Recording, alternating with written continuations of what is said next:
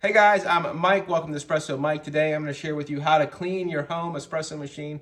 I'm going to show you on a commercial machine because it's the exact same way. So let's go. Now you only need a few things to do this. This is very, very simple. You need a brass brush or a synthetic brush. You need a blank that goes into your portafilter. Again, a blank. And you need Cafiza. Here, I'll show it to you very, very slowly. It's called Cafiza. You can clean all your coffee equipment with this. You can get this on Amazon or wherever. If you're in the espresso or barista world, you probably know of this, but if you're a home barista, you might not. We even put a solution to this together, hot water and some of this, and when we rinse or just soak our portafilters and some of our coffee stuff, we use it to clean our coffee pots, etc.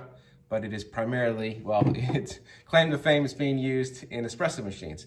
So first off, guys, this is what you want to do. You want to take a brush. This is what I have at the moment to show you, and just clean around here. Knock any coffee outside of what you call your group head. So very simple to do that. You don't want to scratch your machine, but just, you know, knock some of the loose stuff off. There shouldn't be too much if you're running and rinsing after you pull your shots.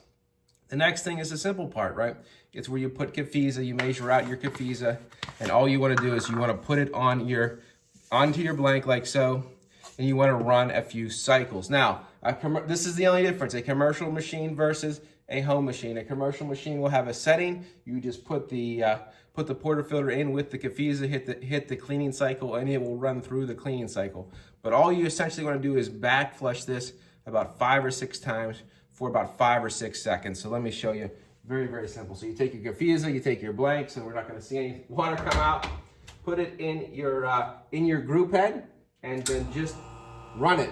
3, 4, 5, stop. Let it sit for a minute. This back flushes the machine. You go a little longer, go up to 10 seconds. Run it, let it back flush. It's cleaning the group head. Stop. This is what you do at a home machine that doesn't have a cleaning cycle. Again, run this a few times.